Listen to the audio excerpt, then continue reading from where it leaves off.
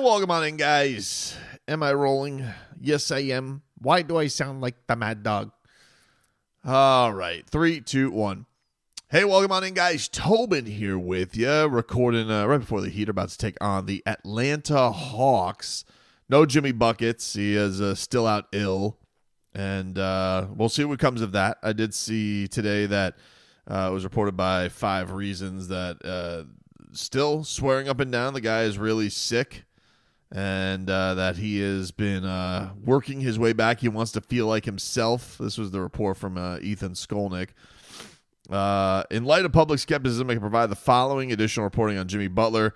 Illness was real. Butler wants to be closer to himself upon return. That return is still expected to be January 1st at home. There is no indication of a holdout or standoff at this time. And then he says there's also been no formal trade requests by Jimmy Butler and no formal trade offers on Jimmy Butler. And he also says that this is not a report, but a belief based on reporting. I think you'll see an engaged Jimmy Butler upon his return. Look, if that's all true with what Ethan is reporting, all great news. Again, I'm just going to sit here on the sidelines and hope that is the case and that we do see a Jimmy Butler playing to his fullest. I hope that is the case.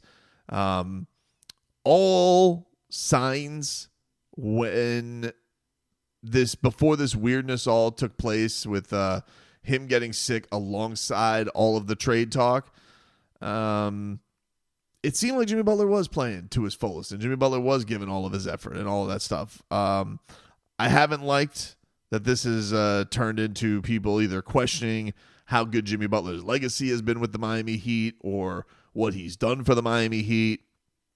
This is why I've been, a proponent of paying Jimmy Butler through all of this stuff. So I hope that is the case. I want to see Jimmy Butler back with the Miami Heat. I would like to see them give this one last crack and see where it goes. Now, let us pivot to the inevitable thing, which is let's talk some trades, baby, huh? Let us talk about the De'Aaron Fox situation and how it could affect the Miami Heat. So this was a thing that got some steam yesterday because Tim McMahon, the Kings are in disarray. I think it's fair to say that. They've lost a bunch of games in a row. They have just completely fallen by the wayside. They've lost 5 straight. They take on the Lakers tonight. They just fired Mike Brown, something that has given them a lot of heat from the NBA public to fire the guy who broke a playoff list streak for them for 17 straight years. And Mike Brown, really beloved coach. I think it was the quote from Michael Malone that went viral where they fired him. This was cold, dude. They fired him after he ran a practice and after he did his media session. And to pivot off of that, I think it was either the day before or maybe 2 days before, the Kings had lost in an awful fashion. It was De'Aaron Fox's fault. Jaden Ivey hits a three-pointer and is also fouled that would give them their 5th straight loss. And Mike Brown had called out Fox a couple of times in the press conference. Fox then, his response was not exactly one you'd like of a star where he goes, what's it going to matter what I say? It doesn't change anything. It's not going to make anybody feel better, which was not a very mature response from De'Aaron Fox. So they have this practice. They go through the practice. Mike Brown speaks to the media, and minutes later, fired via the phone, apparently. And Michael Malone responds, and he says, "No class, no balls." I was like, whoa, that's a good quote. Michael Malone will give you some good quotes. He's a bit of a curmudgeon, but he'll give you some good quotes. And, Steve Kerr rips this. Eric Spoelstra, who is close with Mike Brown, he came out today, gave a long statement to this effect, and he just said it's a really sad state for our profession. It sucks. He said that he had texted Mike Brown and all the stuff that had happened. But yeah, coaches like him, if they don't get along with a star player, they call out the star player, and especially a star player they think could leave. You're going to be on the outs. It's honestly a marvel that Eric Spoelstra has lasted this long with even some of the run-ins that he's had with his best players, like LeBron James or even Jimmy Butler. That because he has the backbone of the Miami Heat organization behind him and a long-term extension that, you could survive LeBron James asking Pat Riley if he's got the itch. Because, hey, hasn't always been the case, right? We know what happened with Stan Van Gundy. Sure, it said that he left for personal reasons, but also Pat Riley came down, and we know that Stan and Shaq didn't exactly see eye to eye, and then all of a sudden, hey, here's Pat Riley. So it hasn't always been the case for the Heat organization when it's come to that stuff either. But, look, it's tough not to think that this is also going to crank up the noise on the De'Aaron Fox trade fodder. That's why this was mentioned on the Hoop Collective podcast. I believe Tim McMahon had mentioned the Miami Heat as a possibility, which is definitely something that in the long offseason we did a couple of things on De'Aaron Fox where it's definitely one where you could put 2 and 2 together just because of his close relationship with Bam Adebayo. College teammates, Bam groomsman at his wedding, Bam having a strong relationship with a star player. What's new? Can the Miami Heat actually pull this off? And this is going to be the interesting thing for Miami with the De'Aaron Fox situation, because you're at a bit of a different crossroads. And it's shocking that I know me, the king of the wailing. Oh, I miss you, old friend. But not today. King of the wailing, king of the orcas of loving trade rumors and fodder. Aren't the Miami Heat at a bit of an interesting crossroads right now, right? Because Tyler Herro is playing like an all-star. I mean, there's no ifs, ands, or buts about it. Tyler Herro has been the Miami Heat's best player this season. He has been an all-star and is deserving of an all-star nod this season. And the kid is going to turn 25 in a matter of weeks. Just entering his prime, is starting to do all of the things everybody had hoped in the Heat organization that he would be. Doesn't this kind of put the De'Aaron Fox thing in a different perspective from the Damian Lillard thing a year ago, right? When you had Tyler, and mind you, it is a big difference because it's like the Damian Lillard thing happens. You're coming off of a finals run without Tyler Herro. You haven't really seen in a bit that Tyler Herro could get through a playoff run. He had some durability issues. He had durability issues last year. Pat Riley says that he's been a little bit fragile in the offseason. Now he's been as durable as they've come. He's played a stronger game. He's moosed up a little bit on his strength getting to the basket. I mean, he's been everything you could hope for. Doesn't this put the De'Aaron Fox thing in a little bit of a different situation? Because we're sitting here on the outset. It's about to play game 29 as they get ready to take on the Atlanta Hawks here. And you're dealing with a guy here in De'Aaron Fox who, look, is going to be due a big-time raise, right? He's going to be looking at a potential of 4 years, $229 million as an extension in the offseason. He turned down the offseason. What had sparked all of this, he had turned down an extension that was essentially the Bam extension. He turned down 3 years, 165, but he's still eligible this upcoming summer for a 4-year, $229 million extension. Or if he makes all NBA, he can win, which he has done once before, 5 years, $345 million. But on the outset of this, the thing that is interesting and that has kind of gone on with De'Aaron Fox, who, by the way, has always been a Heat killer. Even when the Kings sucked, the guy's been a Heat killer. Known as one of the more clutch players in the league, very good in the fourth quarter. His fan base is turning on him, though, man. I mean, it is interesting. You're seeing a lot of the pundits, the media heads, the Reddit pages, the Twitter pages, all that. I mean, they are turning on De'Aaron Fox.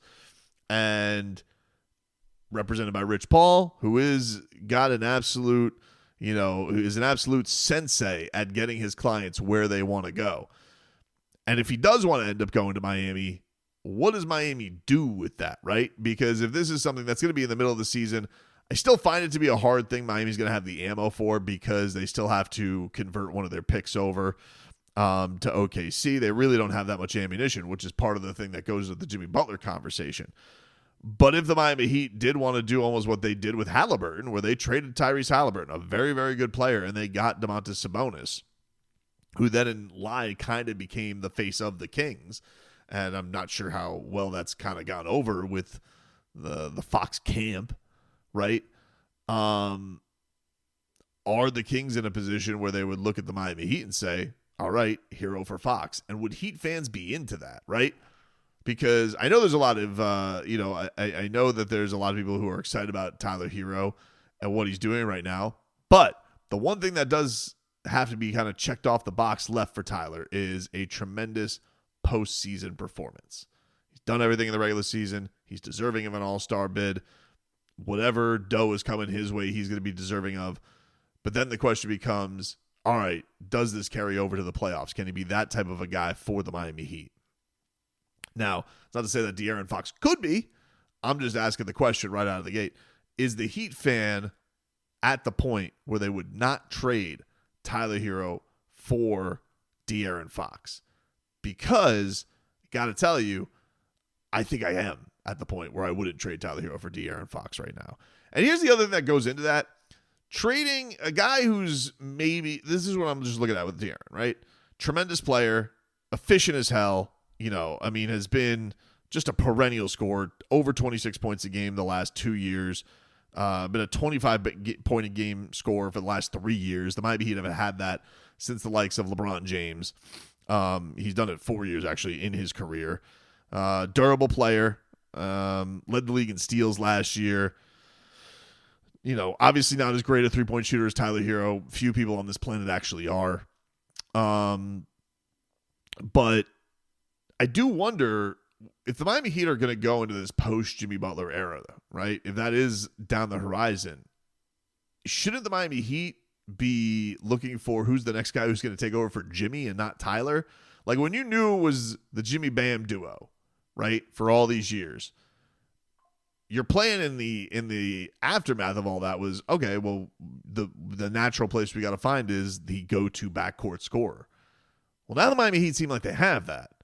So is there a position now where the Heat have to actually look at the Jimmy Butler situation and be like, well, we got to save our palate and our we got to keep everything dry for whoever is next in that spot, whoever it may be. I don't know who that is right now. I don't know if that ends up being Luka, and if there's a guard that like came of the ilk of like an Anthony Edwards, okay, then we can start talking, right?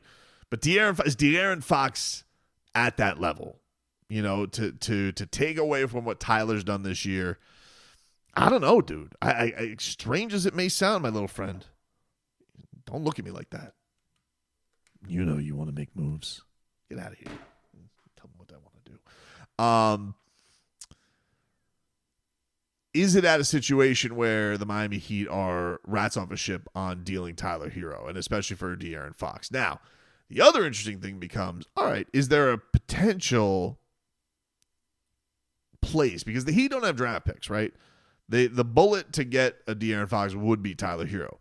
Is there, though, if the Kings are hopeful to stay afloat, would they be interested in taking on Jimmy Butler and it being the Sabonis Jimmy Butler show, and making it that route? I don't know what their taste for that would be. My guess would be if you did that, you'd have to take on more salary. So I was like kind of finagling around, being like, would they be into doing Fox and DeRozan, who hasn't like quite lived up to what they probably paid for? Again, the Heat, we know DeRozan was kind of interesting coming to the Miami Heat, and then that would kind of replace you with your backcourt spots. So like, could there be a Jimmy Butler, Fox, DeRozan deal just to take that off their books?